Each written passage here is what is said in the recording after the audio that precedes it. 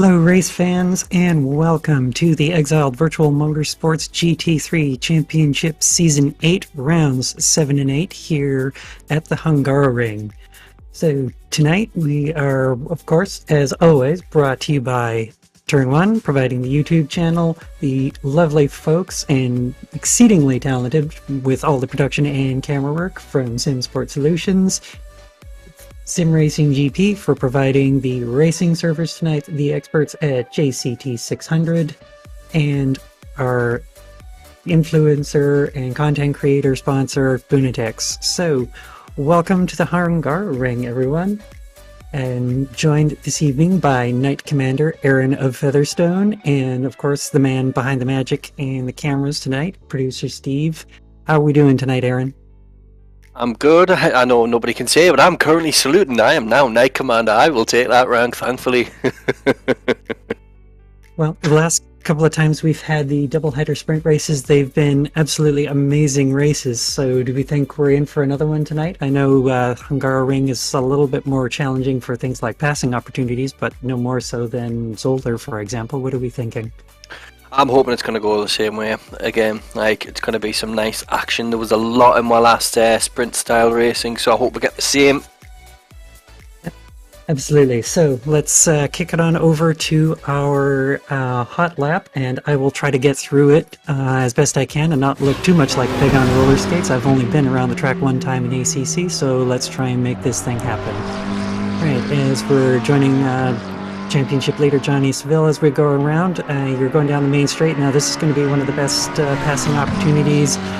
We're all the way up to high speed and looking for that brake marker, obviously, for a passing opportunity. You want to be the last of the late breakers. Just kiss that apex on the inside, let it wash out, maybe some squabbling there for room on the exits. Now this would be the second DRS straight if we were in Formula 1 cars, but it's not. You want to hit the brakes, maybe as we have a second hairpin, there might be some small passing opportunities here, but apexes and exits, and maybe you'll get a run on somebody as you're heading towards the next complex. Now, this is where the track starts to tighten up a little bit. You have to make sure you're using enough curb that's appropriate for your car. The front wheels might do a little bit better through this section compared to the mid-engine, but as we can see, Johnny's being nice and brave, using all of the track and making sure to make maximum use of those exits. Now here you're going to be really brave, depending on the car especially. Just slam the car over those sausages as best you can.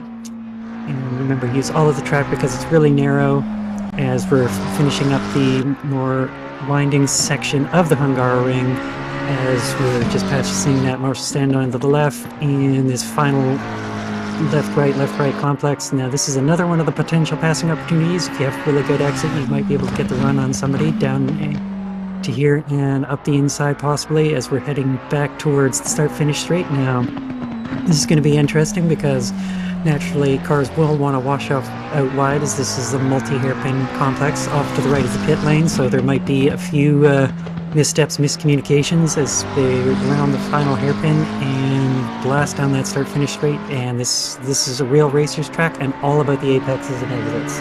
So this is definitely one to separate the good from the great in this field. Yes, this track just, I'm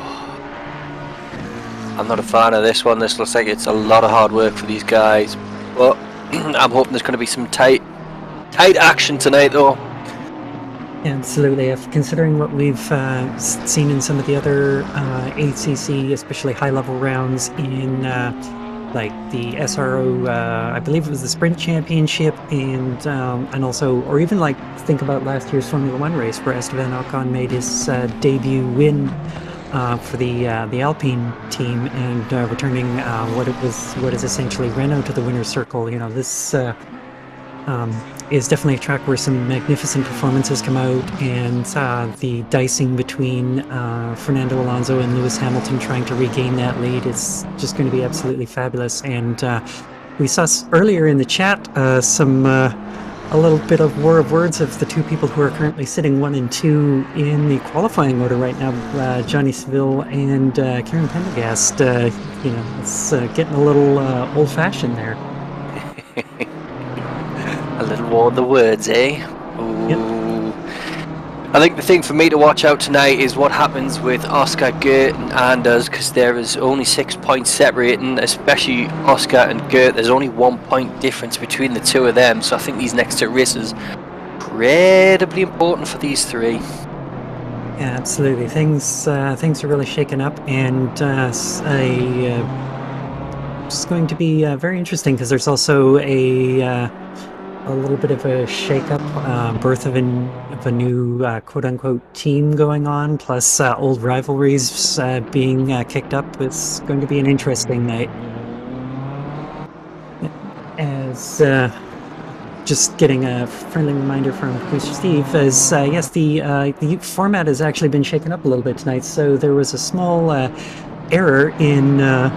We'll say error in the configuration of the server. So normally the single pit stop and minimum 25 seconds stop time was added, even though this is a 30-minute sprint race, and normally those pit stops are just for the full 1 hour sprint event. So these guys are going to have to contend with 25 seconds stopped in the box, and when you think about the length of the pit lane here at Hungaroring and where it exits, this is definitely going to be throwing a giant spanner into the works. Oh yes, definitely. We're going to have to be very, very tactful of their placing of the pit. I wonder how this is going to pan out for a few people. Ooh. Yeah, that's what I'm really curious about. And considering that in the other races so far where we've had this static timer, in some cases, Jonathan Still has managed to pull out enough of a lead that he can also take tires. I wonder, even though that it's a 30-minute race, will he almost be tempted to just take those tires and use it as two 15-minute hot stints, or even just consider taking tires as purely for bragging rights at this point? Yeah. I mean, it'd be interesting to see if people do that. It depends on what your style of driving is. Do you like to take it more paced, try and like an endurance drive, try and make everything last so you don't have to take them tyres, or you're just gonna hit it all out, take the tyres and the fuel and just go give it your full? Well, only time will tell. Yeah, that'll definitely be interesting, because at this point you can, because you have the minimum stop time, it will be interesting to see if anyone decides to run, say, half the time as fuel now because of this small configuration mix-up, or if people will just treat it as perhaps a single liter splash and dash, or whatever they do end up deciding to do.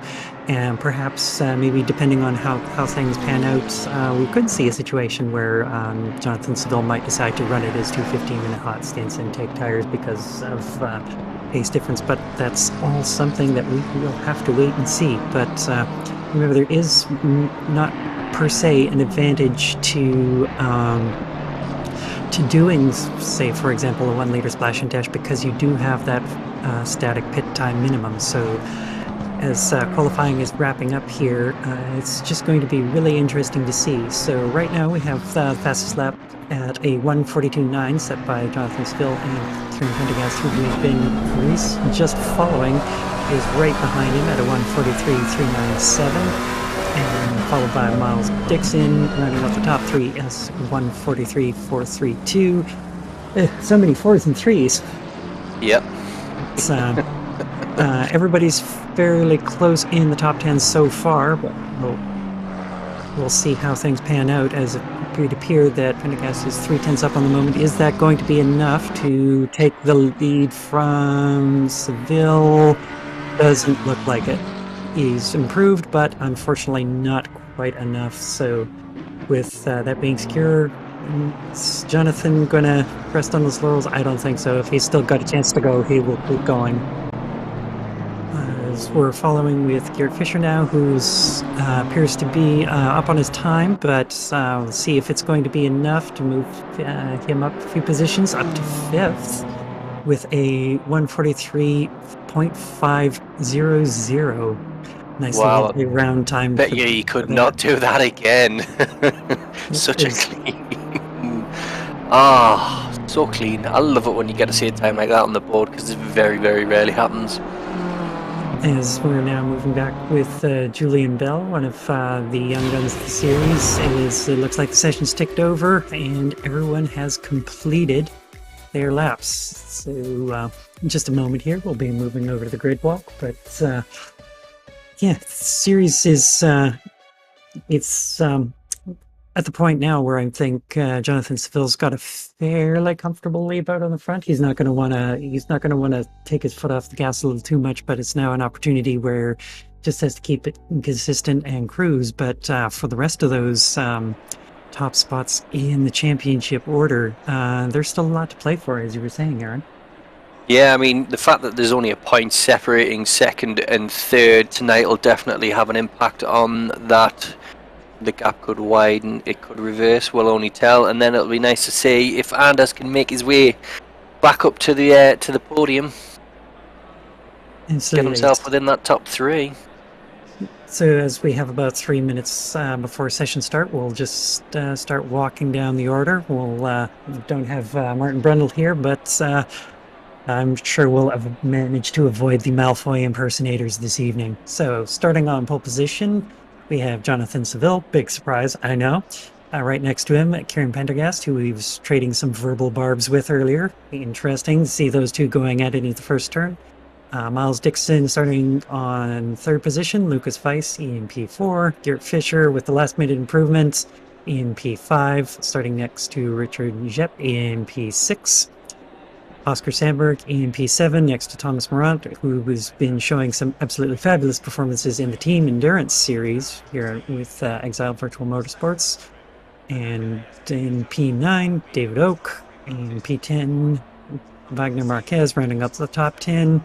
11th place, we have Truls Solberg next to Monty Wilson, who had a fantastic showing in Laguna Seca last time out. In 14th, we have Henry Handy next to Julian Bell in 15th. 16th position, we have Chris Stevenson next to Michael Hutchinson in 17th. Jonathan Marsh, P18. Dami Ayu in P19. P20, we have Adam Gardner. In 21st, we have the Triple Eight of Darren Fulton next to John Cheel, Nick Curry, Franz Shovler, my apologies. In 24th position, Natalie Lee in P25. Let's hope she's able to have a clean start. Poor Natalie's been just suffering through collision after collision and never not her fault at any point. So just absolutely, unfortunately, bad luck. In 26th, we have Carl Smith, James Sheridan in 27th, Andy Purcell P28, P29 Mark Lister, and AJ Jones in last place. And I did not see a qualifying time on the board, so perhaps deciding to just start from the back and try to avoid the turn 1 melee. It's going to be interesting because we have the two 30-minute races. Are we going to have, I don't know, 2 multiple turn 1 melees, I wonder? Let's hope not. It can be quite frustrating, the start of a new race, and then everybody's getting wiped out, and it can be incredibly frustrating. Fingers crossed we get a nice clean start and everybody's then gets to settle in for a good battle. Absolutely. So we're just waiting a moment here as we're starting to see some of the cars drop off the jacks as they're approaching the 30-second or less mark. And we'll be set to get underway with the parade lap or formation lap as a few more cars you see drop down off the jacks doing their little bunny hops. I don't know. I kind of wonder, does it spell danger seeing all of these cars dropping off the jacks in the same way rabbits thump the ground to alert each other of predators? It's perhaps a bit of foreshadowing, or are we going to see some very nice clean moves? I hope it's going to be clean. What I will be interested to keep an eye out as well is Kieran Pendergast's performance during the last two, where he started solo down and he managed to pick himself right up. Could he bring something to Seville these next 2 rounds? Yeah, absolutely. When he when he was having to do some recovery drives, he was showing some absolutely amazing pace getting back up to the front, but now that he's starting up the front, he doesn't have to make up ground, but at the same time, this is where all the fastest drivers are. So is he going to have the ability to drive away from or get around and drive away from Seville, or is it going to be a very close battle? Has Fisher perhaps fallen away as Jonathan's primary rival, and now it's Kieran has stepped in to fulfill that role of the foil for Jonathan's plans this evening, but time will tell shortly. Yep, I mean, Seville's had a lot of races where he's literally just jumped in the car and what appeared to be a friendly Sunday drive. So to see him get challenged is absolutely excellent. It makes for some extremely good racing. So fingers crossed that somebody will be able to bring it to him and just remind him, hey, you can't have it that easy. Yep, this is going to be very interesting as the cars are now about a third of the way around the track on the parade lap. And interestingly, even though we've had a few comments in YouTube chat through various events wondering if this was the BMW brigade, but it's very much been McLaren out front doing a lot of the most amazing performances. And I'm sure if I doubt it, but if he ever does watch, I'm sure that would make Zach Brown very, very happy to see McLaren persevering like that. Although I would assume, considering the popularity of McLaren with the SRO esports leagues, that makes the McLaren top brass very happy that it's one of the front-running cars. Yeah, I mean the BMWs are sitting quite high up now. They're starting to come through. They are definitely a fan favourite still. But yeah, it is good to see the two McLarens up there battling it out. Yep, and these two are already jockeying a little bit for position. Kieran cheekily taking the lead a few times. Just a little bit of that, nodding at each other. The occasional, look out the window, and a bit of the, I'm not going anywhere gestures. Obviously, you'd see that more obviously in real racing, versus the sim racing. But the idea is just the same. As now they're rounding the final corner and going down in the start-finish straight. Now, ladies and gentlemen, I'm sure all of you have heard of the Bermuda Triangle, or perhaps the lesser-known Nevada Triangle, or the Dragons Triangle in the Pacific, but what we are about to enter right now is the Boogity Triangle as the green flag flies, and we are underway. We're running along with Seville as the cars approach the first turn, 3-4 wide in some places, some BMW trying to make a move, a little bit of a squeeze. Clean so far, even though a few cars are running wide. And I think, at least through the first turn, it looks like they've made it. I would class that as a success. Yep. Oh! As we spoke too soon, of course. Yep. Nels Dixon, unfortunately, getting slightly turned, and we just have a concertina effect as the incident table lights up like crazy. There's a few little bumps and taps and things like that going on, but hopefully not too many wounded, or at least not severely wounded. Maybe just the occasional bumped splitter or diffuser, that sort of thing, and nobody's going to have their race ruined on the first lap. Fingers crossed. Oh god, it looks so promising as well. Well, these things happen. Yep, and early mover and shaker, it seems like Wagner Marquez has managed to make up a few positions in that early bit of squabbling going through the third and fourth turn. But it seemed that Jonathan Seville has started to pull out a lead, although speaking of all over the diffuser, Kieran Pendergast is right on his rear fender. Yep, Pendergast is straight there. He's not hanging about. He wants to stay on his pace. Now, there wasn't really too much difference in qualifying there, in about 0.3, 0.4 of a second at the top there. So if he can keep up and try and cut that down, absolutely. Make for some good racing between these two. Yeah, it seems these two have definitely pulled out a bit of a gap, as Garrett Fisher in the 78 is in third position now, although there's a fair amount of air between the two of them. It seems like he's managed to keep himself clean with that early incident and make up some of that ground, but because of those third and fourth turn shenanigans, there's a significant air gap between the top, or between the first two and P3. Yep, and obviously I think Oscar Sandberg's got caught up with that antics earlier, so now he's dropped below Gert, so it's not looking good for him, Manning. Yep, there's a little bit of squabbling now between Truls Solberg and Wagner Marquez, and Wagner a little bit wide, I think, compromising his entrance to the corner. For this might give Truls a bit of a run, although the sausage of the chicane might not necessarily be the best place to try a pass. Although that Porsche seemed to be handling that particular complex of corners surprisingly well, and it's not giving up too much ground with the BMW right now. No, definitely not.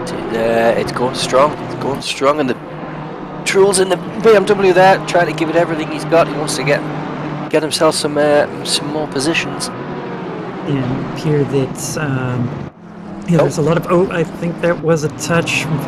Truls is around, and Wagner Marquez was bumped wide, although it looks like he was managed to just run wide and save it without too much of an issue, but a bit of a half spin there for Solberg, who's going to fall back a little ways. And now this brings Oscar Sandberg, who unfortunately got caught up earlier in some of the incidents. He gets to claim some of the positions he lost early on, but he's got a bit of a chore to deal with in Richard Jepp, although trying to make a move up the inside, but when you take the inside line, you kind of get yourself a little bit compromised in the exit, and Jepp just able to just power through with that Aston Martin. Now, going back to a replay of the start, we're going to see, looks like Kieran was trying to put as far as trying to really get that jump on him, although it doesn't seem to work. It seems like Dixon maybe getting a little bit extra ground, minor pinch, and that would be the incident between Seville and Pendergast that we popped up on the timing screen, and getting pinched again. He's trying to go around the outside of Pendergast, and that's where things kind of kicked off as he gets tagged in the rear by, looks like one of the butterfly effect cars, as they all try and get through the second hairpin and onto the riskier part of the track. So the new kids on the block, the butterfly effect, probably going to be immediately looked at by the stewards for some shenanigans in that opening lap. Yeah, just tad bit too close by the looks of things, but yeah, the stewards will sort that out and decide what needs to. Another incident going on. It was that I'm not sure if that's. It looks like we're following Oscar Sandberg, so that might have been him and Jepp having a tangle. As as just thank you to producer Steve for confirming that was Sandberg hitting the back of Jepp. Unfortunately, as the two of them tangle again, and they fall back. But interestingly enough, the man punching well above his weight, that really plays into. I believe that was Dami Io in the Mercedes, who was going to pick up a few positions from that. As standout from the Laguna Seca round, Monty Wilson appears to be all over the back of Julian Bell now. So it'll be interesting to see how Monty does, especially after his absolutely magnificent showing at the doubleheader at Laguna Seca. But remember, as we were saying earlier, there was a small issue with the event configuration, so there is a mandatory pit stop with the 25 seconds in the box timer.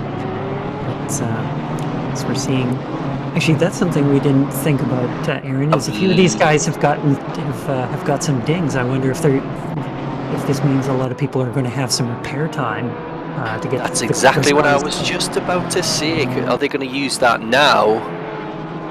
Yeah, or limp around for a bit? Well, it'll be interesting to see if anybody takes that now and tries to get some of the damage done.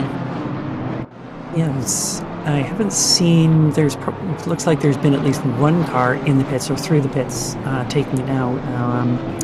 Yeah, a few of the cars have maybe got a little bit damaged. So it looks like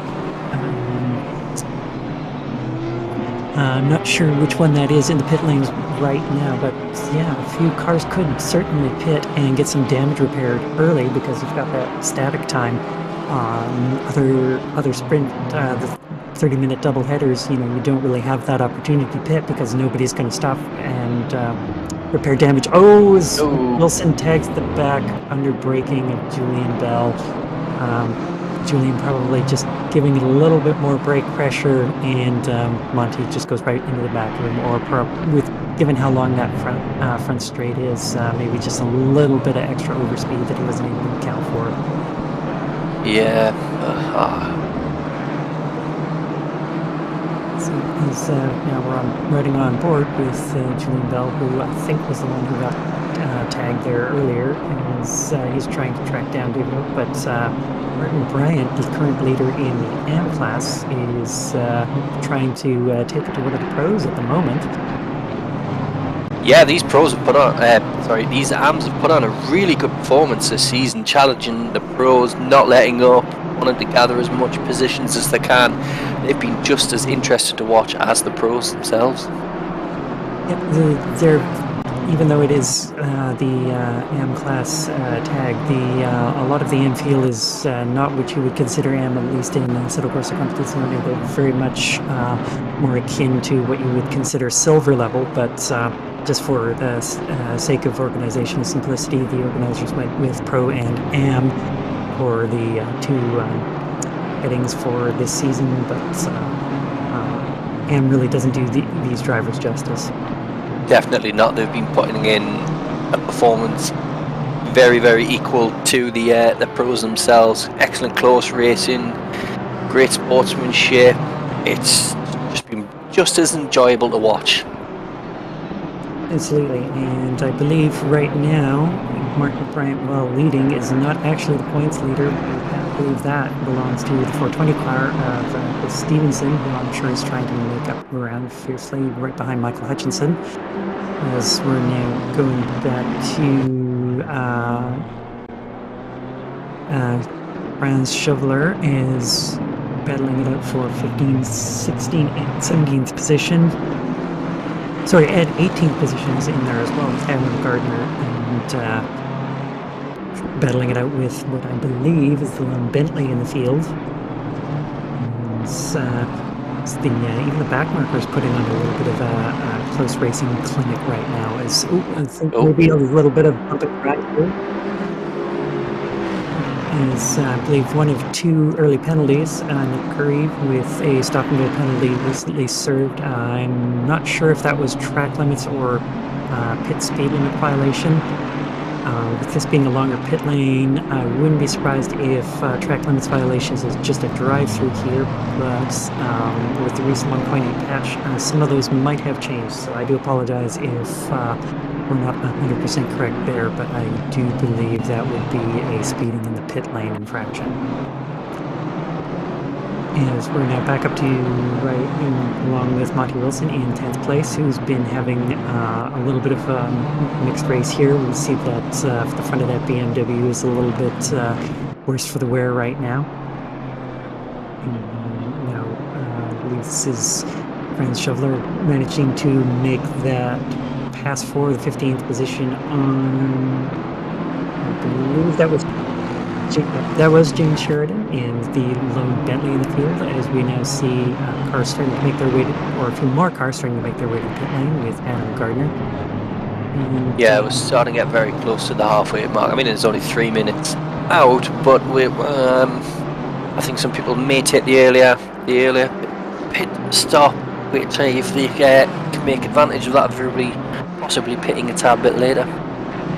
Try and get the undercut done, perhaps, and especially for those who have a little bit of damage, maybe fix a splitter and bonnet so it's not flapping in the breeze quite so much. And give you a few of those precious tenths that you need to make passes. We're seeing some bump drafting going on now between Martin Bryant and Monty Wilson. Martin really wanting to gain some ground, but Martin is not really wanting to give up that 9th position, even though it's not really relevant to a class battle, just wanting to hold his own there. Yeah, absolutely. Definitely. If he can keep that one car barrier between himself and Michael Hutchinson, he's probably going to want to keep that as much as possible. Although it looks like Monty might just have the Oh, position now.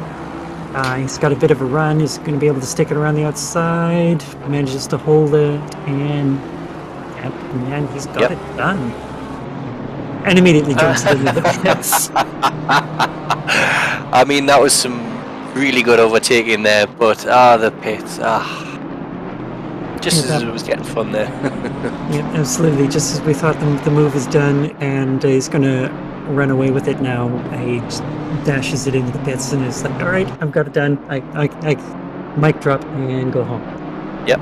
But looks like James Sheridan is taking this opportunity to pit in the lone Bentley. It's good to see the Bentley still around. I know it's favorite only still in ACC, even though Factory Sport has gone from the real world racing teams, and I believe it's only CMR who still runs them, but it's good to see them around still, especially in ACC, with so many new cars being the new hotness, like the BMW M4.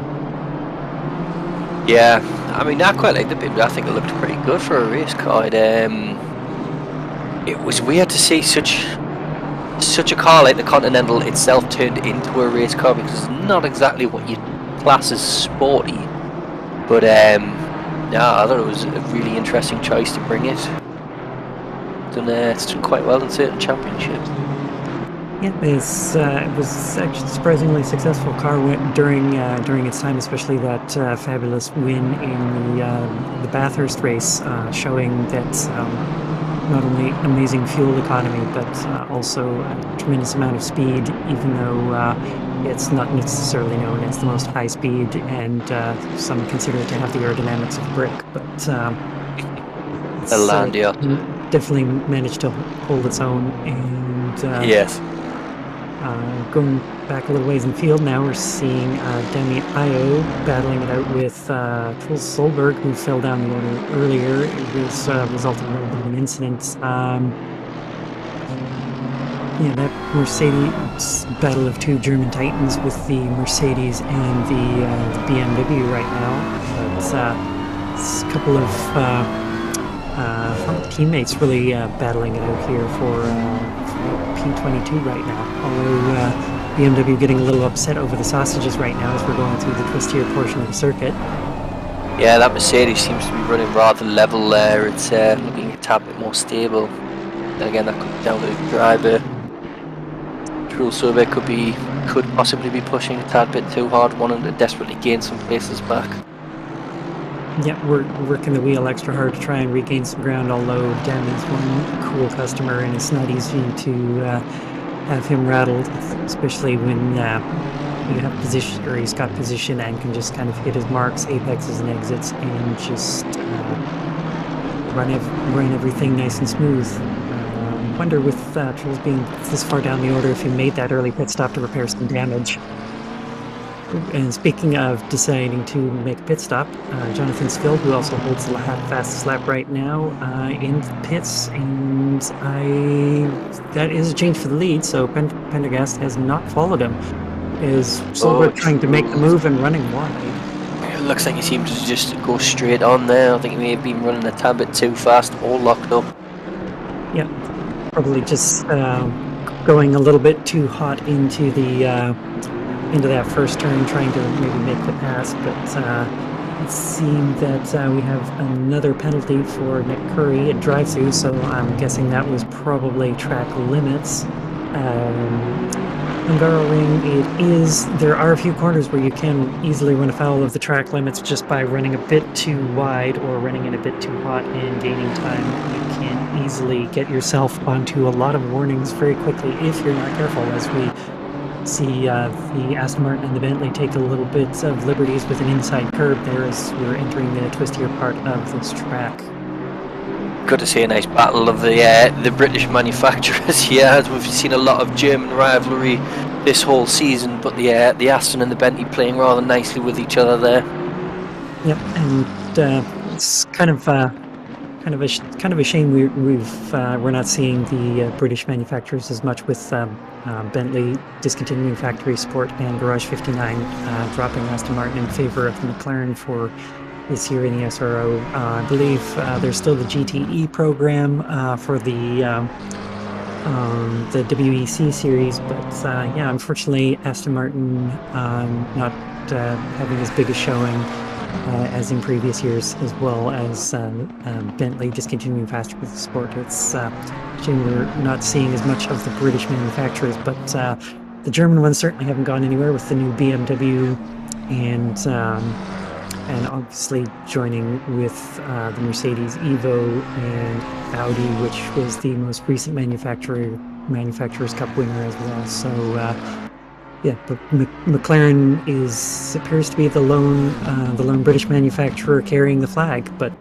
they seem to be doing well with it, at least here on Assetto Corsa Competizione, with Jonathan Seville holding fastest lap right now after his pit stop, running in P10, and Kieran Pendergast out front in the lead, still waiting to see him make his pit stop.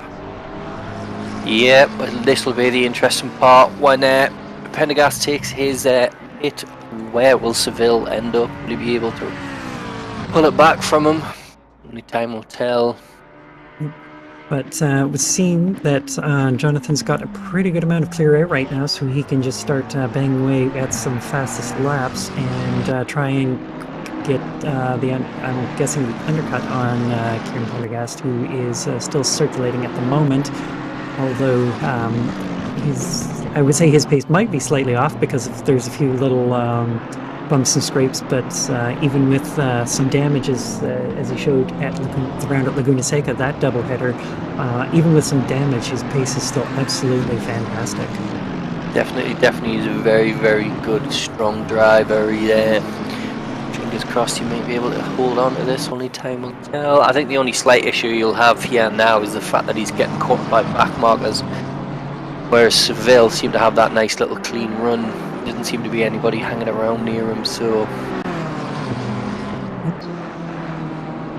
as we're seeing a couple more penalties showing up on the timing screen. Stop and go 30 for Darren Bolton, who I'm guessing with a stop go 30 that would be speeding in the pit lane, as we just watched Monty Wilson go around Natalie Lee, although I suspect Natalie did not want to put up much of a fight there, being that it is not a class battle and there is a significant pace difference. Natalie just letting Monty go so that he can run his race and she can run her race as cleanly as possible, since currently running EMP 13 right now. Natalie's had a pretty clean start so far and just wants to bring it home with a decent finish, considering the unfortunate luck she's had as of late.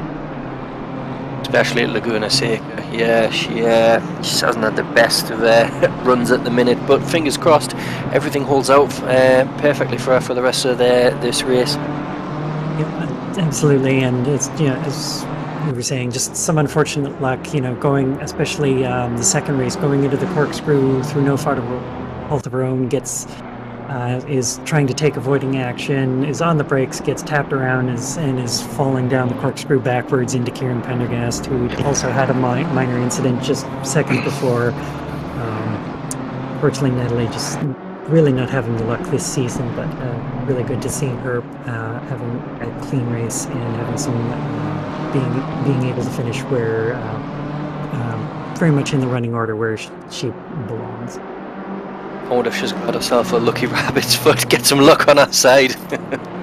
It's got the voodoo doll, the rabbit's foot, the sacrificed a goat to a god, all of that stuff. Yeah. Got some holy water inside a cross-shaped decanter, clove of garlic, anything you can possibly think of. Just do whatever you can, do it all. Do it all. Had brought in a rabbi to bless the car. Every denomination, every sect you can think of, just bring them in and hope that you can have a clean race. But as we're riding on now with Miles Dixon, and it seems like all of the Pulse BMWs have a bop nose this evening with that turn one incident. A lot of the Pulse guys just getting crunched, unfortunately, with that. I'm guessing for most of them it would, or if not all, it would have been that early incident in turn 1. But the only one managing to keep it clean, who's now up into 5th place right now, still holding the fastest lap, Jonathan Seville, as traffic starts to make its way through the pit lane. He's still got that massive amount of clear air in front of him, and I can't imagine, even though kicking up a little bit of dirt just there, he's going to have too difficult a task right now, because clear air, he can just keep pounding in the laps, whereas I believe Pendergast has had to negotiate some lap traffic, and that's only going to slow him down. Yeah, it's not looking in his favour, but I think even if he manages to take a 2nd place, that's incredibly strong. Incredibly strong. Although, at least for the time being, he does have a little bit of a gap between a few of the back markers right now, so can probably put in at least some very competitive laps. So we'll see if he manages to build up enough of a lead on Seville to be able to get in and out with without surrendering that lead, but just based on the positions and how much clear air Seville has and the way he's able to just bang in fast laps, the smart money, the smart money, at least for this season, definitely goes to Seville. Yeah, but you never know. You never know what could happen. As a fellow Turn 1 driver, I've seen Kieran do some pretty amazing things behind the wheel of that McLaren, so it's certainly, if there's anyone who's going to be able to do it, it's definitely going to be Kieran. And as a little bit of a Turn 1 insider, I believe he's got, for anyone who might be sim racing on a budget, Kieran has, I can't remember if it's the T300 or the TX or something like that. Just a basic Thrustmaster wheel, simple pedals, so you don't need to go splurging huge amount on equipment. And I think his rig is actually the foldable play seat challenge, so you can certainly be amazingly quick with any equipment, as we see Oscar Sandberg trading positions with Natalie Lee. Obviously not a class position, Natalie wanting to keep her race nice and clean. So that's not going to be much of a battle there. But as we see, I think that was I believe that was Demi Io and Adam Gardner, or no, was that Jonathan Marsh? Yeah, it was Marsh, trying to get a bit of a run and having a small issue. As a number of penalties now appearing on the timing screen, it would seem that AJ Jones stopped go 30. I'm guessing not quite hitting the pit limiter in time, making his pit stop, and at this point, a number of laps down with some caught up innocence, so on. Some very unfortunate luck for AJ there. Another drive-through for Nick Curry. I'm guessing more track limits and even a disqualification. I'm guessing at that point, probably not taking the penalty. Yeah, as producer Steve is confirming in my ear, not taking the penalty. I'm not sure if that was for pit lane speed limit violation or not taking is apparently a drive-through. So I'm guessing that means not taking your taking one too many liberties with track limits and not serving the penalty on time. But yeah, now it would seem that most everything has gotten circulated now, and Jonathan Seville is in net P2, but he has yet to catch up with Michael Hutchinson, who I believe has boxed it in. I'm not sure. He's got the green swatch next to his name, so I'm assuming he has boxed it in, but or is in the pit lane as we speak. But yep, Jonathan Seville back out in the lead ahead of Kieran Pendergast, who is well, he's not in sight. On assuming he is not able to pit. Yep, as we're seeing current race leader Hutchinson into the pits now, so he'll be taking his minimum 25-second stop with some fuel. So that should put Seville back in first, I do believe. Yep, he's coming around now, so yep, that'll put him back up to first. Yep, as he's back up into the lead, and Kieran Pendergast is just rounding the final corner now, so he's about an interval of approx 3 seconds back, give or take. Yeah, almost 4 seconds at least, according to the current timing screen. Although it's not exact. Unfortunately, ACC is not always 100% accurate, but close enough. They are just outside of visual range. Pardon me, dropping some very small Star Trek lingo, but hopefully nobody will be going off into the final frontier and having a disconnect this evening. But hopefully we haven't commentators cursed anyone, sending them to the ACC Shadow Realm. Yep. Nope. Don't want to talk about that. Don't want to repeat of the second corner. Nope. Absolutely. And it's never the same entry into the Shadow Realm either. It's either through the tarmac or up into the air, and your people need you.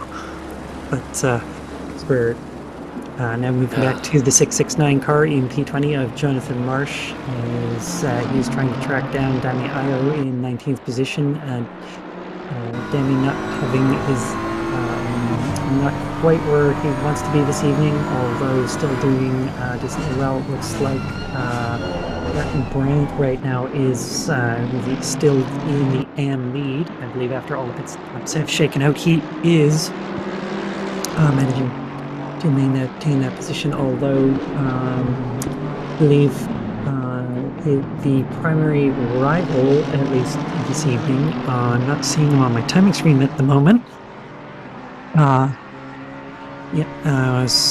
Jonathan Spill now starting that last lap. It would seem that points leader Chris Stevenson might have had a disconnect, as he's down at the bottom of the timesheets, and I do not see him on the server. So unfortunately, someone has gone to the Shadow Realm for now, at least, having some broadband issues creep up again. But fingers crossed he can get back for the second race, try and recover some of the points lost. Yep, is Seville now entering the getting close to the more twisty parts of the circuit, as the lead between himself and Kieran Pendergast, I believe, was just about 5 seconds, 4.2 on the time screen right now, and then in third place Fisher further 3 seconds behind him. So at least for now, it seems like Jonathan Spill has managed to just stay the course and walk away with the lead, at least here in the first race. Yep, and the way things are at the end of this race, if Fisher can hold on to where he is, it should, I do believe, push him above Oscar Sandberg.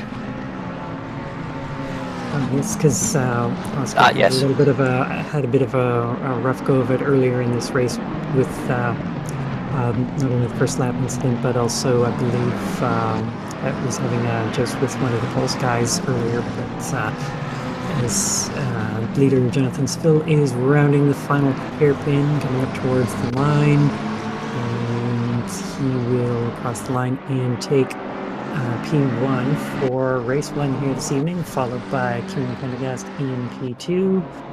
Garrett Fisher will come across the line with the Turn 1 Annoyance car in P3. Lucas Weiss in P4. Thomas Moran, I believe, is just rounding the final corner now for P5. And Wagner Marquez in P6. David Oak in P7. Miles Dixon P8. Although it looks like maybe he's having a last minute tussle with teammate Monty Wilson for P9. Then we have Richard Jeff for P10. And rounding off the top 10. Then 11th place, Oscar Sandberg, Mark Bryant in P12. Julian Bell P13. Michael Hutchinson P14. Henry Henry P15. 16th, John Cheel. 17th, Joel Solberg. 18th, Danny Io, if there's no position trade here at the final turn. Then Jonathan Marsh, Adam Gardner, Franz Shoveler, James Sheridan, Andy Purcell, Carl Smith, and Natalie Lee, who unfortunately fell a ways back down the order. Hopefully that was not an incident, but unfortunately I think maybe she was just having a bit of that unfortunate luck come back. And Natalie finishes in P25, 26 Mark Lister, Darren Bolton P27, AJ Jones P28, Nick Curry P29, and Chris Stevenson P30. Was it me or did that race go far too quick? It seemed to have blinked and then that was it. It was finished. Yeah, that race went very quickly, but these 30-minute mini sprints definitely go quickly because it's just put in the fuel, get the tires on, and just go as fast as you can. You don't really have necessarily a lot of time to really work on strategy, but there is an element worked in this evening because with the event configuration error, there is the minimum 25-second stop time. So a little bit of strategy coming into play, although ultimately I think at this point it's just a matter of everyone's kind of got to do the same thing. And if you can play your cards right and just make sure you have good pace, good positioning, and pick to take that pit stop at the right time, you can certainly have a good result, as Jonathan Seville just putting on an absolute clinic yet again. Yep, definitely. Yeah, we're hoping to see a bit more action there, but yep, he got in his car, he went for a Sunday drive, and well, you seen it. It happened again. Yep, absolutely. But Pendergast still holding up a good race. He's managed to keep his second position, so yeah, he's managed to keep with him almost the entire time, but just not quite able to either get that pass done early, and the overcut strategy and trying to pull a gap just didn't seem to work. I think probably because just encountering that lap traffic that was making early pit stops just didn't quite work out, as I think we've seen not only with GT3 races that have happened here through the SRO, but also even in the biggest show of them all, Formula One. Just it's so easy to get caught up by that traffic. People on a slightly different strategy, and it's very difficult to work your way around certain parts of this track. Yeah, definitely. Tad bit tight in a few places, and then tad bit wide in a few places. It's I must admit, this is not a kind of track I would personally prefer, but I think Spa is one of my favourites, so this one's just completely different to that. It's definitely one of those big racer tracks, and to really make the passes work here, you're going to have to really be focused on those apexes and exits and getting the run, but also in many cases, if you can't quite get the run on another driver, then you're in a situation, especially going down into turn one. You want to be the last of the late breakers, and as Joel Solberg was showing us, it's just so easy to overstep that mark, even just by the slightest of margins, and you're just off into the runoff area and potentially losing positions when you were hoping to gain. Yeah. Now, when you were speaking earlier about the GTE series, I've heard some rumours, I need to follow this up, that they might eventually, I think it's within the next few years, they're going to start to move over to a GT3 style racing from now on. Yep, I believe so that'd be interesting. Get some more manufacturers in, fingers crossed. Yeah, I believe they're going to adopt the GT3 standards, as I believe both IMSA has adopted the GT3 standards as well, and I think in many ways that makes creates a set of an easier set of rules, so there's not multiple sets of rules for the manufacturers. Gets a little bit more support, is there's not as much factory burden on those teams, but also the teams and the manufacturers, but also as we're seeing cars dropping off the jacks now for race number 2, qualifying order remains the same, so we won't be doing a second grid walk because the walk from the first time is the same, and we might as well not have people on the grid, otherwise we're going to have to chase away that Malfoy impersonator bothering Martin Brundle. But gosh, that was so fucking nice. It's just, I can't, it's like, make them go away. Let's leave the professionals on the grid. Thank you very much. But but yes, is going. I do digress, everyone. I apologize for that. But yeah, with all of the major GT organizers, endurance championships adopting that GT3 standards, I think that will probably make things a lot easier for all of the manufacturers. And I know in the case of like the World Endurance Championship right now, the Aston Martin, which we mentioned earlier, not showing much in the SRO, he still has a fairly prominent GTE presence in the WEC. So perhaps we'll see some of those manufacturers making a bit of a comeback as far as their presence is concerned. I know one of the big things with the Ferrari Evo that debuted in 2020 was to make it more like the GTE car and make the transition seamless for most of the drivers. As for example, one of the most successful teams last year in various endurance series, the Iron Lynx and Iron Dames team. If the closer the two cars are together, the easier it was for those drivers to make those transitions. And if it's all GT3, as it's I guess the most popular of the FIA standards, that way they can there is no need to worry about the transition. Then you can just jump in the car. It's familiar. There's no retooling your driving style to what is very similar car, but not the same because of the slight differences between the GT3 and the GTE standards. So I'm sure for the drivers, the manufacturers, and everyone involved, it just makes things a lot easier. Definitely. I'm also looking forward to the more of a GT1 style coming back to the WC as well. When GT1 was maybe Group C. I don't know. I can't decide what was better, GT1 or Group T. Yeah. Tell you what, there's a thing for people to discuss on YouTube. Yeah, what's better, Group C or GT1? Yeah, I believe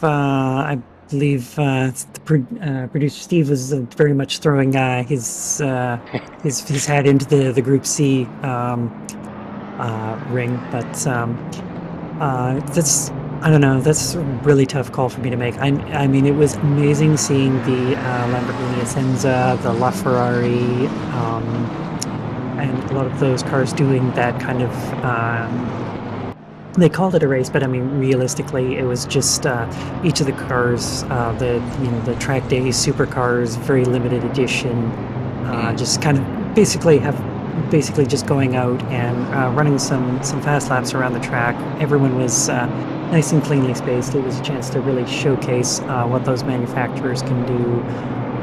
But it wasn't so much an actual race with a number of teams. It was just a showcase of the manufacturers. So and those cars just being so limited and so pricey, I don't know if that would be the spec to make a comeback, just because it's at least with the GT3s, these are cars that you can walk on over to the dealership and buy, whereas those cars you purchase your track time, you tell Lamborghini or Ferrari or whomever that I'm going to be at this track this day, and they will bring your car and let you drive it, sort of thing, like that level of exclusivity. Whereas with the GT3 cars, in a way, you can buy their road-going version from a dealer. So I don't know if that's the one to make the comeback, but we shall see. As GT2 last year made the interesting debut with cars being very much powered and as essentially a road-going version, or very similar to a road-going version, just stripped out into race spec with a rear wing added, but very much straight off the showroom in terms of like their power and whatnot, not with less stringent homologation, and being much more to what we would consider the gentleman driver type specification, with it mostly being Pro-Am category in GT2s, whereas it's all about the factory drivers and the pro standings here in GT3. But as we're coming around to the final corner. Yes. I'm Celine Richer with Turn 1. I'm joined with Aaron Featherstone, Knight Commander Aaron of Featherstone, pardon me. Bend the knee, people. And Yes, of course, remember the producer rank. Steve behind the camera. And once more into the breach, dear friends, in the Boogity Triangle as we are approaching the starting lights, and we are green again one more time into turn 1. Let's see if maybe Pendergast, he's gotten the run on both starts here. Got a couple pushing wide at the back there. Yep, a few doing the Daniel Ricciardo, taking a little bit of grass as they go around. Couldn't quite see if Pendergast was able to make it stick around the outside, although he's now got the inside for turn 2, might be able to make that move done. Keep it clean, guys. Keep it clean. Yeah, this is where the first lap incidents happened last time, but looks like people have managed to make it through at least unscathed in at least the top 5 or so. Although I think I think there might be a little bit of touching back there. Yep. Yep, a few minor touches in the back, but sounds very suspect, I know. But few small touches, but nothing too terribly damaging, at least at this point. With it being a night race, I think people are maybe going a little bit more easily, although it seems like Oscar Sandberg, and I believe one of the pulse cars, I couldn't see which number that was, forced a little bit wide as Oscar over the sauce curbs. I don't know, the stewards might be looking at that one too, being like, was that entirely cricket there, that particular move? But Kieran Pendergast able to make that move and get past Jonathan Seville, but surprisingly, Lucas Weiss up into second. So it seems like the two of them had a bit of a tangle going through that second portion of the track there. Yeah, I've just tried to update Pitwall there, and unfortunately, has decided not to join us in the second round. Yeah, it may appear that Pitwall has decided that one race is enough. It's can't breathe anymore, so. It has took its football home. Unfortunately, we won't get an update from them, but it would seem that Pendergast managed to make that move stick as the outside turned to the inside, and the ensuing minor bump and grind allowed Lucas Weiss to even get past Jonathan Seville as we're moving to a replay. So as we're seeing replay now of what happened, yep, Pendergast got down the inside, managed to push Jonathan Seville a little bit wide, and that just gives Lucas Weiss a little bit of the run as Jonathan Seville pinched on the inside and just gets forced to the outside a couple of times, and that's why we lost a little bit of ground there. Yeah, Lucas was in the right place at the right time there, taking perfect advantage of that. As looks like, at least for now, Kieran's going to have a little bit of an edge as we see some sparks fly from the bottom of the Jonathan Seville's car. P3 in last race, Garrett Fisher, who started a little ways down the order, has actually dropped back a couple of positions from his qualifying spot, I believe, down to the 7th. So some of that early jockeying for position, Gert's fallen back a little bit, but runners who maybe did not make it through that first lap incident last race. Oscar Sandberg, for example, managed to keep it clean on race 2, although that pass through the chicane might be looked on favorably. But those who had a few struggles in race 1 are managing to keep it clean in race 2 and are in good position so far. Yeah, it seems this is the way that the first race theoretically could have started. It's nice to see a nice clean start to a race, everybody staying roughly where they should be, and now time for some proper racing. Yep, it looked like Dixon was trying to go defensive there and giving Fisher the switchback of dreams, and David Oakes like, I wouldn't mind some of this too. Yes, straight in there taking advantage of that. Yeah, it would seem that Dixon managing to hold on to that position for now got himself a little bit vulnerable at the moment, just trying to take the defensive line, and Fisher was able to orchestrate a little bit of a switchback as they're now slamming over that inside curb, sparks going flying from the under track. Is Luke and Dixon approaching the chicane, and just again sparks flying, slamming over those two anti-cut sausage curbs, and now rejoin Jonathan Spill in third place, who is very much crawling up the back of Lucas Weiss, and especially after that the Laguna Seca round. Weiss is no stranger to Jonathan Seville being all over the back of him, and although Hungaroring is a little bit more generous if he overstepped the mark ever so slightly compared to the sandy outskirts of Laguna Seca. Definitely, yeah, that back half of the track at Laguna Seca is very, very unforgiving. Looks like even though he has the lead right now, Pendergast not necessarily pulling out a huge lead right now, but we'll see what happens if that lead, or if that gap does expand and Seville and Weiss start to squabble a little bit. Though doesn't appear to be. The two of them seem to be pulling each other along quite nicely. They don't seem to be scrubbing off too much speed, battling it out. Although still looking a little bit out of shape there, and maybe he's really pushing to try and make some of the positions and running a little bit wide. Hopefully that's not an early track cut for him, but making use of all of the entrance and exit curbs. They're not waiting for anyone's permission to go at it. They're just going straight to it. Yep. Definitely, and that's the joys of these sprint style races.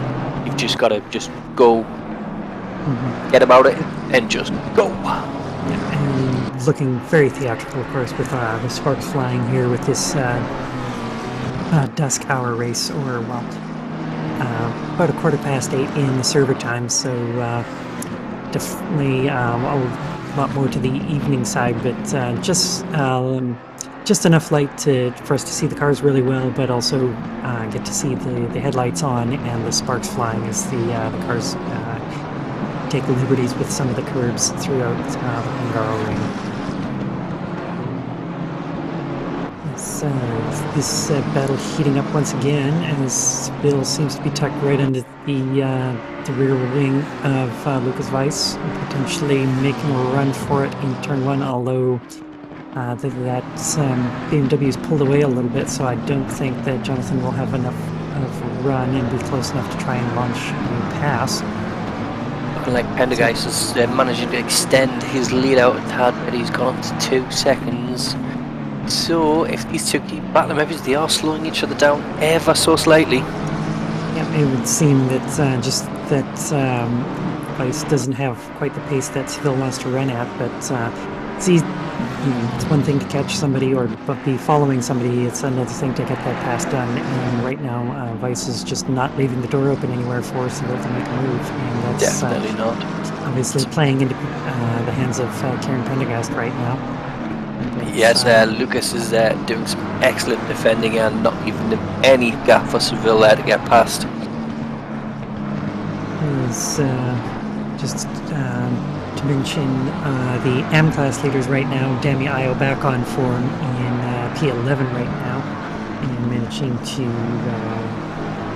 hold that M-Class lead, although not quite doing all of the bragging rights of trying to take the battle to any of the pro drivers, at least for the time being.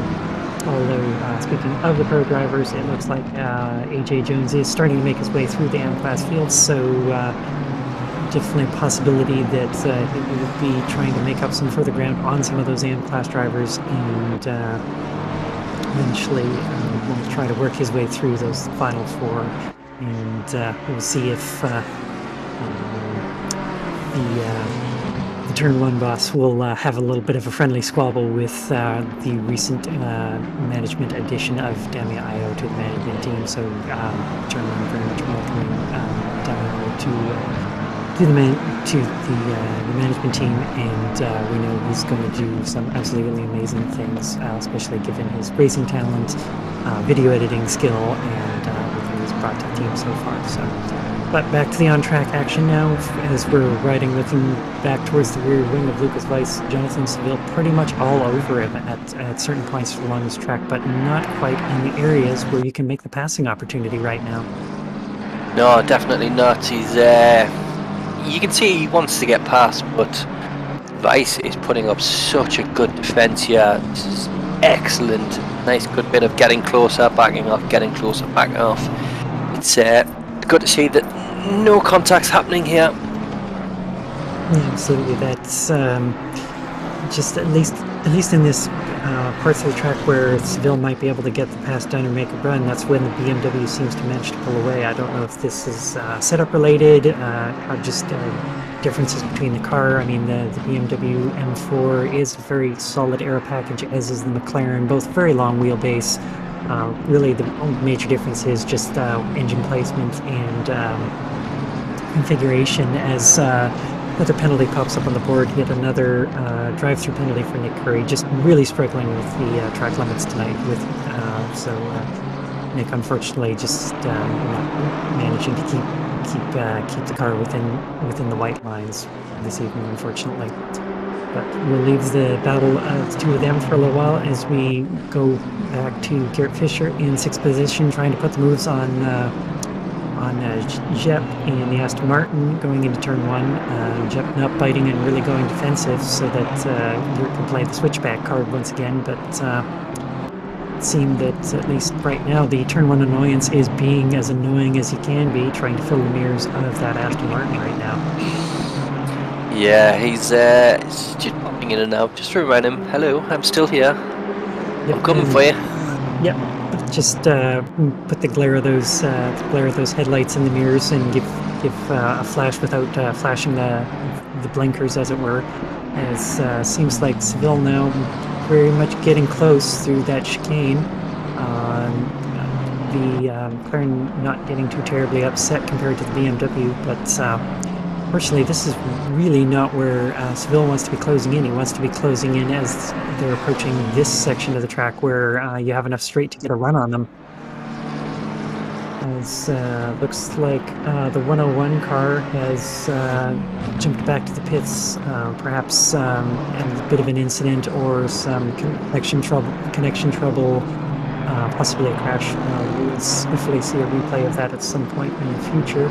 But as we're now riding again with the 78 car of Garrett Fisher all over the back of the Aston Martin of Jep as they're coming around the final hairpin for the pit straight.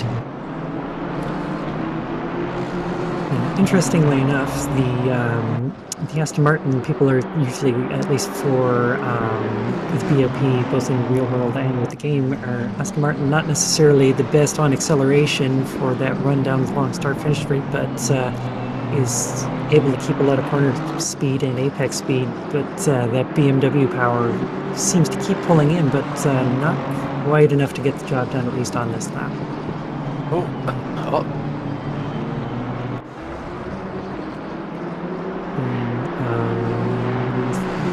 Of course, the sparks flying as car banging over the curbs. It's just following along. I thought maybe that was a bit of a defensive move there from Jep, but as of right now, just sticking to his line, and Fisher, while trying to fill those mirrors, he's not shaking Richard at all. Just Richard just hitting those marks perfectly. Although Fisher right on the back of that Aston Martin right now, pretty much splitter to diffuser at this point. Yeah, he got a good little run going there, and he caught right back up. Unfortunately, wasn't quite in the right position to take advantage of it. Yep, as we're still in the twistier portion of the track now, we've got a couple of straightaways coming up, so now is the time where Fisher wants to be as close as he can to that Aston Martin to see if he can make the move.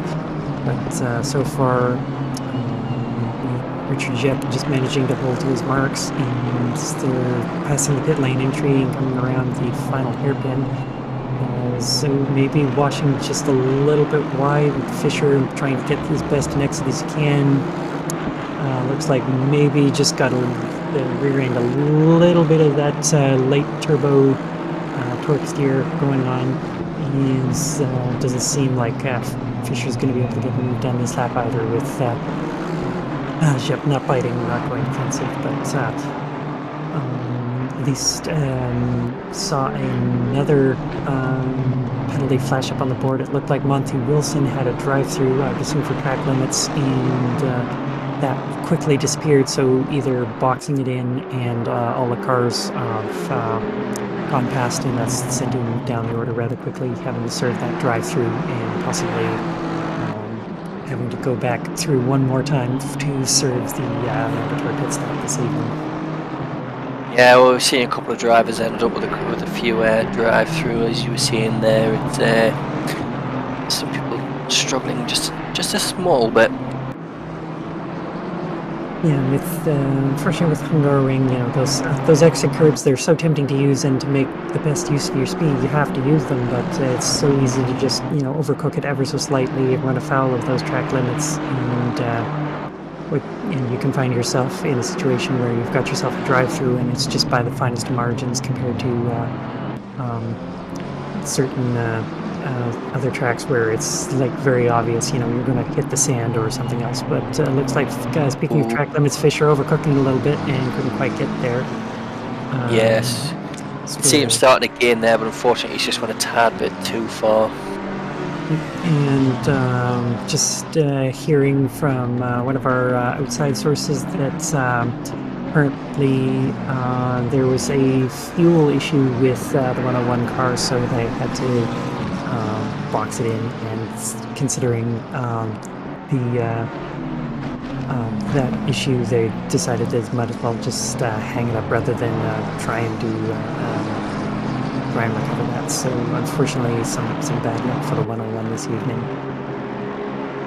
Yeah. Oh God. But, speaking of luck, and people having the mixed bag therein, Natalie Lee back up to P15 again, having hopefully another good race, and hopefully there won't be a little bit of last minute bad luck there again. That saw her fall back 10 places from where she was standing at that time.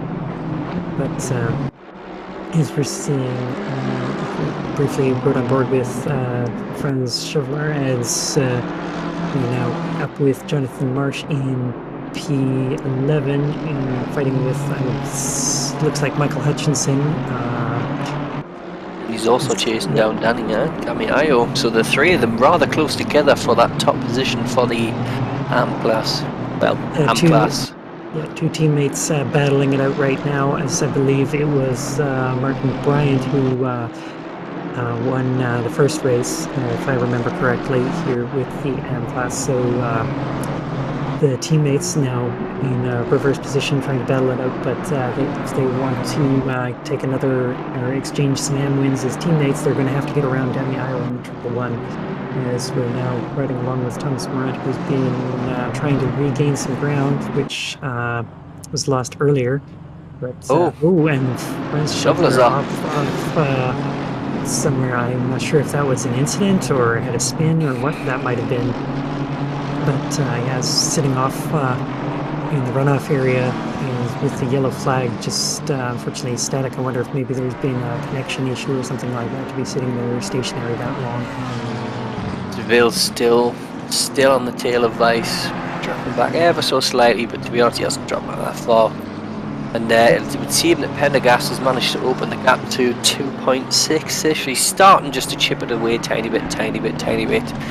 Now I reckon the pitting strategy will be able to place the most important part for them too. Well, three.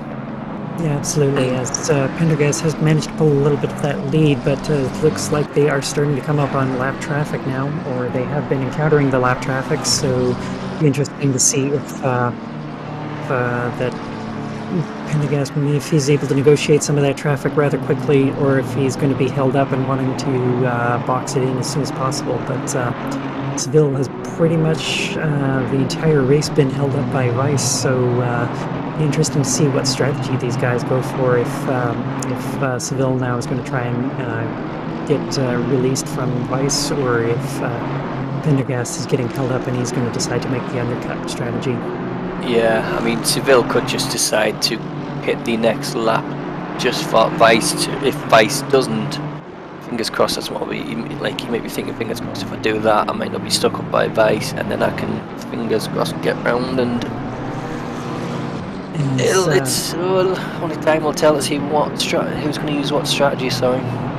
As we're seeing an exchange for position between Adam Gardner and John Cheel, although the exchange isn't quite over. Cheel having a little bit of a run and trying to kick back at him on going down the start-finish straight. Brief update on Franz Schubler is just unfortunately has decided to park it this evening. I think maybe just a little bit too much of a string of bad luck for here in the second race, or maybe some connection issues, but once again, we're seeing some cars in the pit lane. Nick Curry with another drive-through for track limits. Truls Solberg, I believe, is in the pits as well. Probably, I don't believe he had a penalty. I think just perhaps got caught up in an incident at some point. And I believe I saw Julian Bell there as well in the pits, possibly caught up in an incident earlier in the race. Jeff's on the tail of Oscar Sandberg there. Yeah, Jep managing to fight off Gert Fischer by the looks of it. Don't currently see Fischer on the leaderboard at the moment. Maybe deciding to take his pit stop early, as we're now seeing Jep all over the back of Oscar Sandberg for 4th position. The Pulse driver is certainly seeming to look extra racy and being all over the back of that butterfly effect car. Yeah, definitely putting in an extremely good, strong performance. Yeah, he's attacking hard. But yeah, for a car that's considered not to be the most feisty under acceleration, that Aston Martin is certainly pulling out as around the outside. Richard Jep into turn 1. Can he hold it? Can he? Yes. Now that, wow. That, ladies and gentlemen, is how you do an overtake. It's looking very much like Lewis Hamilton firing one around the outside at Hungaroring this past year. So just absolutely textbook. That was really fabulous to watch. Just have that Aston Martin stick it around the outside and lick the stamp, send it, and it sticks all the way around the world, all the way to the final post box of P4. So, trying to go with the most illustrative racing language we possibly can, as Oscar's not going to want to relinquish that position and let that stand just firing it over the sausage curbs through the chicane. Definitely, he's going to want that back now. But now we'll see. It was that exchange of positions because Oscar made a mistake, or is Jep really holding some fantastic pace, and now he's been let free to show it. So we'll see how that progresses over the next couple of laps, and if Jep is able to pull away. And we see Henry Hardy's gone all the way up to 6 also. We haven't seen too much of him this season, but he seems to be doing slightly better this race. The handyman had a rough go of it the past few races, but now showing yet another solid finish. Henry not necessarily having the most exciting races, but he's known for his consistency, good finishes, and that can be just as good for your results in your championship by having consistent results, even if they're not the really flashy overtakes and performances and race wins. If there's one thing that, especially in endurance racing and in these GT3 cars, consistency is just as key as all-out pace and being first across the line. Definitely. With these, like you were saying, consistency is king. Best way. Yep, as we're following now with about 6 minutes 30 seconds left, Kieran Pendergast holding fastest lap of the race and pulling out a little bit of that lead on Lucas Weiss in P2 and Jonathan Seville in P3. It's interesting turn of events now with Pendergast being able to have all of that clear air and just set a fastest lap and start driving away with it, much the same as Seville was able to in the first race. Definitely, and this is what we were discussing earlier, is that Pendergast is such a good, strong driver. Now that luck is on his side, he's just been able to get that move in early and stay there, so we don't want to curse anything, so fingers crossed he might be able to get himself a win. Yep, it looks like he's doing very much so. Holding off on that lead, and it seems like, at least for now, Seville content to just sit in P3 and do what he can. I wouldn't be entirely surprised with, as it looks like we might be seeing, I believe that's one of his Pulse teammates. I'm not sure if that's Jep or one of the BMW runners, but certainly seems to be just relaxing, taking it easy. He knows a podium position helps him keep his lead in the point standings. And there is obviously, of course, the possibility that through the pit stops that he can maybe work a position change. We're now on board in the dash cam with Adam Gardner, who is trying to fill the mirrors of Martin Bryant, our winner in the AM class in race 1. Correct me if I'm wrong, producer Steve, but yes, I believe that was Bryant who won race 1 and being chased down by Adam Gardner. And unfortunately, some more drive-throughs. Nick Curry, I believe, has boxed it in and just called it a day because one too many track limits violations. But now Natalie Lee has a drive-through, what I would assume for track limits. And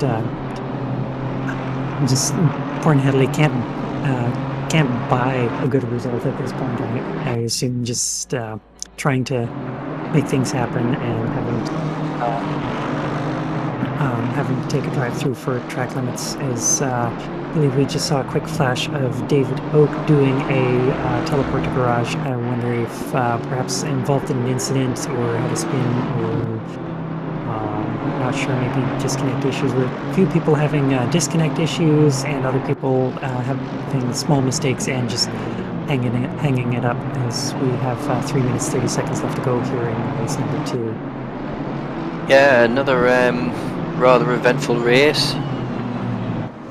It's just a shame that there's some smaller issues going on in the background, but these things unfortunately can't happen. But still some good pressing going.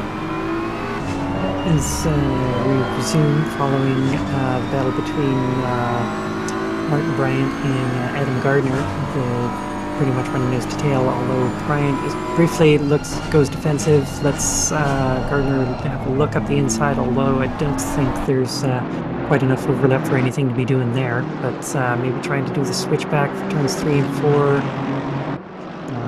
Maybe doing, a little bit of, trading positions. Doesn't look like Bryant's going to be conceding that one, at least not for a little while yet, just as Gardner trying to maybe sell him the dummy, but Bryant not biting on any of those.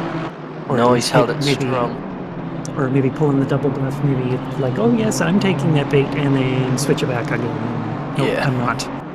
Nope, he's held it strong, and he's managed to stay where he was. Gardner was given a good old push there, but nothing has unfortunately come of it. As we're down to the final couple of laps here with about 2 minutes 5 seconds to go, looks like that gap has opened up a little bit now as we're following Michael Hutchinson, who's been trying all race to track down Dami Ayo, who's holding the AM class lead right now. Actually, that is going to be interesting with Chris Stevenson having the disconnect and not being able to get back in. This potentially brings Dami Ayo, who was forced to miss a round, back into it, as I believe he missed, I believe it was Zolder. Dami Ayo wasn't able to join us this evening, and with Chris Stevenson being forced to have a double DNF because of connection issues, gives Dami Ayo a chance to really find some much needed points in that AM class race. Yes, unfortunately for Stevenson, this has worked in Dami Ayo's favour, which is frustrating for one, but I'm sure Dami will be absolutely thrilled with that if he's managed to get straight back into contention in the standings. Absolutely, and as we were saying, even though it is the AM racing tag, these drivers definitely not AM level as far as pace and racecraft. these AM drivers have been having very much their own exciting races and exciting battles, even though we do very much follow the absolutely amazing performances of the driver we're now riding along with, Jonathan Seville, in the 97. And Kieran Pendergast running in the lead right now is just starting the final lap because we are here with about 25 seconds to go. So yeah, I will not mention it in case we curse it, but yes, that is looking rather good. As you were saying earlier, I think Seville is he's just kept in his place. There's no point in pushing it in case he wipes himself or Vice out. There's a possibility he could have just thought, right, I'm in a good position, I'm not going to lose anything theoretically, so stick it here, leave it here, everything will be fine. Yeah, absolutely. A podium position is still very good points, and when you have the championship lead, you can afford to not take too many risks or take any unnecessary risks, as the timer is now ticked to 0. As we see Pendergast now going through the chicane, followed shortly by P2 and P3 of Vice and Seville. As the unmistakable Turn 1 McLaren livery and pink lights going through the final portion of what is technically known as the twisty bit, and then down to the back straight as we're approaching the sharp right-hander and multiple hairpins as we head back towards the start-finish straight. And Kieran Pendergast with a approx 3.5 second lead over Lucas Weiss, with Jonathan Seville about less than half a second behind. He's coming around the final corner as one of the back markers decides to slow down so that they don't have to do the one more lap, and that is checkered flag P1 for Kieran Pendergast, race winner in race number 2, followed by Lucas Weiss, Jonathan Seville in P3, Richard Jett, who was showing us some pretty good moves and great pass around the outside, comes in P4. Oscar Sandberg in race 2, finishing where he starts in P5. The handyman, Henry Handy, coming around the final hairpin in P6, barring any issues on that final corner. I think there'll be some thrills by himself tomorrow, and run into him at work. He's finally had a good race. Yep, and I'm sure he'll be quite happy with that, as Damia Ayo comes around the final corner, takes the checkered flag ahead of Michael Hutchinson, Jonathan Marsh in P9, Martin Bryant rounding up the top 10, Adam Gardner in 11th, Thomas Morant 12th, John Sheard P13, and unfortunately with pit wall not functioning on race 2, unfortunately can't quite give you the rest of the results, but for those who maybe can have a quick look, head on over to simracing.gp and you can probably see where the standings are there.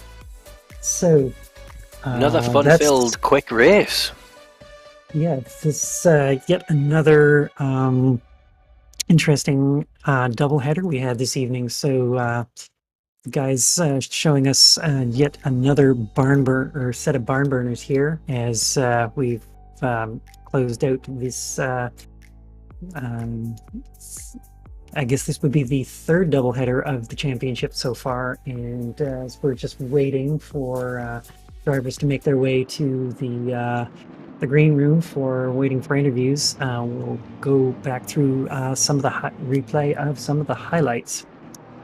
As we're waiting for the guys to appear, quick shout out to our sponsors, and as some of you might have seen, Turn 1 recently has a new sponsor with Team Tweeks, so you'll be seeing their name now popping up on the sponsor list. And obviously Turn 1 providing the YouTube channel, Exiled Virtual Motorsports racing community, the specialists at Simsport Solutions providing all of the amazing pictures, and producer Steve's amazing camera work and talents, simracing.gp for providing the servers, the experts at JCT 600, and our YouTuber Boonatix for providing his support there as well. As we're now finally joined in the green room, we'll welcome in one of our 2 race winners tonight.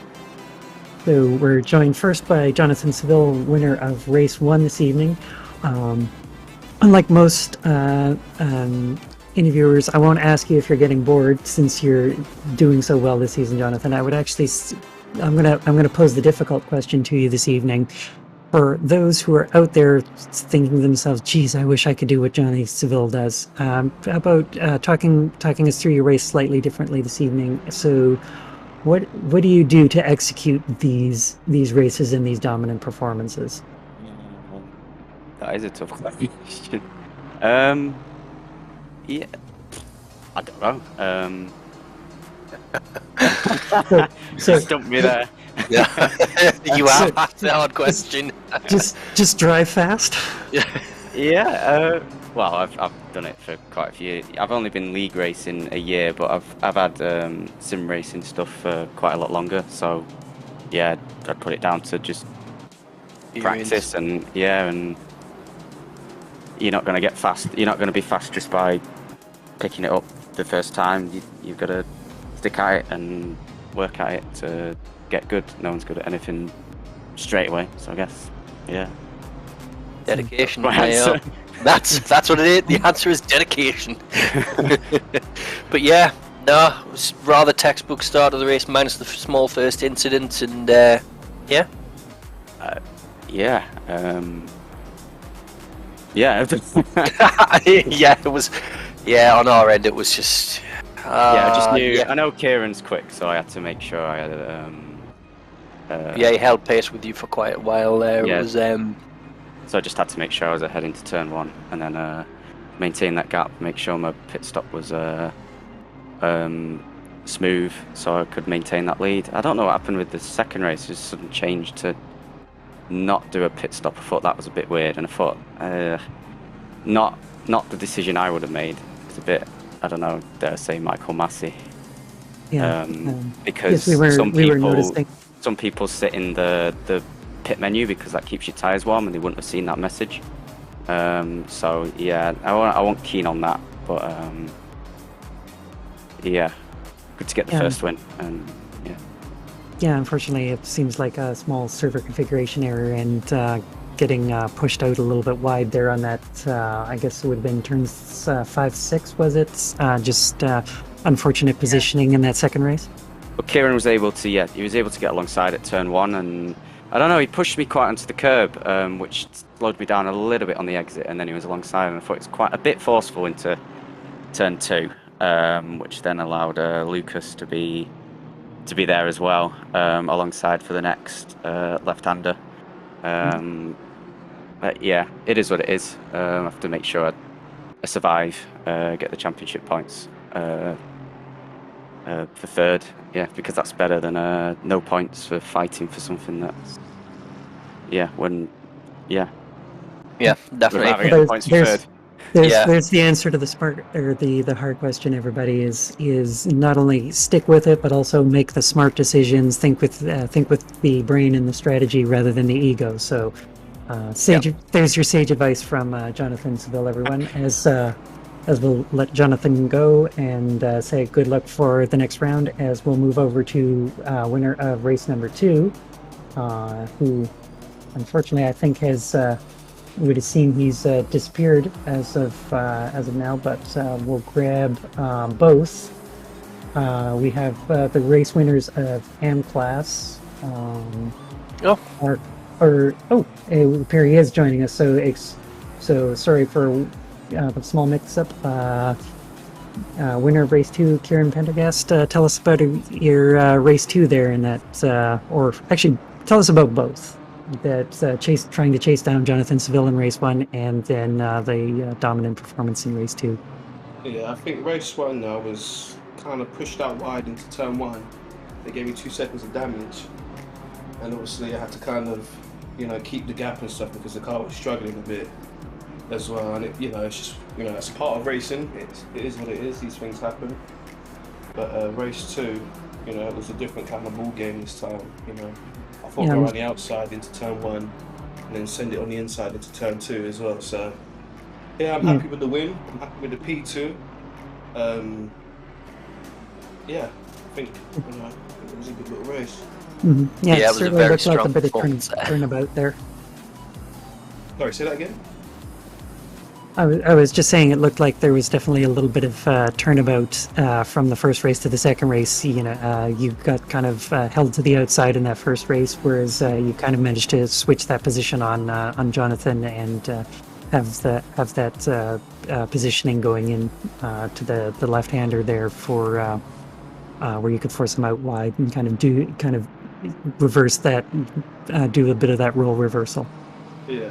Well, I felt like I was the quicker car today, and obviously, having that bit of damage into the first race kind of hinders you a bit as well. So, yeah, to get the result that I did in race 1 and race 2, I'm pretty pleased with it.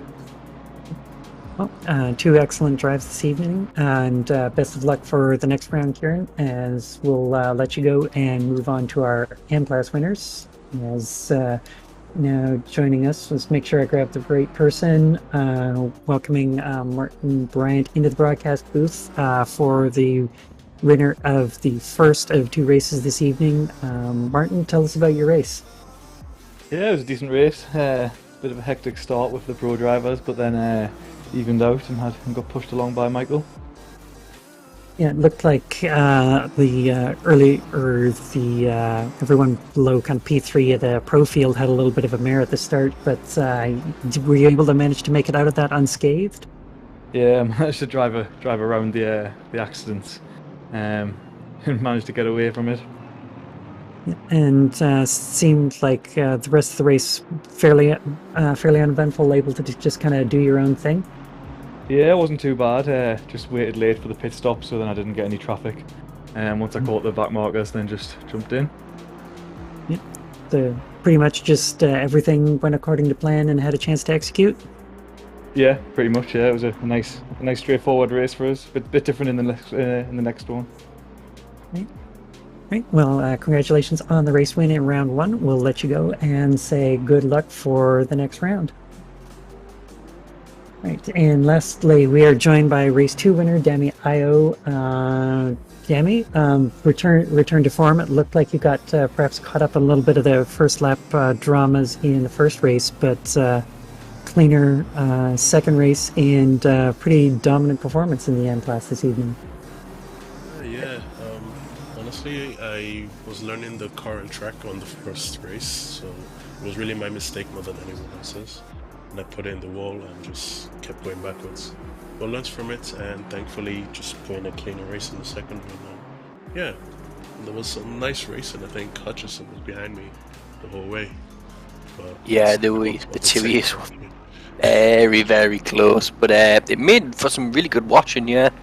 Some excellent, nice textbook aggression and defense. So yeah, it was extremely good to watch.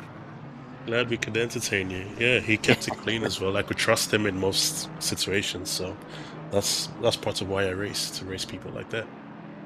Yep. And it's obviously unfortunate for teammate Chris Stevenson with the internet issues, but this definitely helps bring you back into the championship picture for the M-Class as well. That is very true. I hadn't considered that, but yes, I'm coming for Steve-O's spot now. So perhaps soon he'll hear Damery whispering in his ear soon enough. For those not in turn 1, that's a bit of an inside joke. So we'll forgo that explanation. He has to hear everything he needs to hear. There's all of the Mercedes right behind him in the championship. Well done this evening again, Dami. Very good performance, and best of luck for the next round. Thank you very much. Thanks for holding the broadcast and everything. Appreciate it.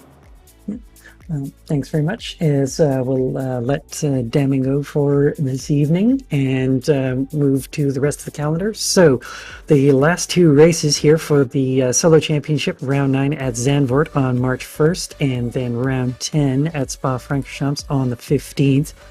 And those are the last 2 rounds of the solos. And in between, on the 8th of March, we will have the Suzuka team round.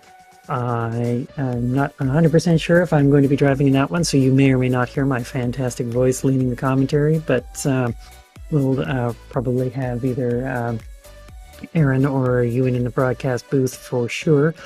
but we'll let you know as soon as we do. So that is the schedule coming up for what's left of the Exiled Championships.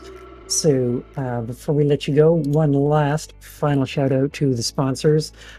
Turn One providing the YouTube channel, Simsport Solutions behind the cameras and providing the magician that is producer Steve, simracing.gp for providing the servers, JCT 600s are experts, and the Exiled virtual motorsports community, our YouTube supporter Boonatics, and new Turn One sponsor Demon Tweeks, providing helping to provide these lovely races and streams. I'm Sling Witcher with Turn One. I've been joined by Knight Commander Aaron of Featherstone, and for producer Steve, who's working all the directorial, producer, and camera magic. We will see you next time. Goodbye, folks.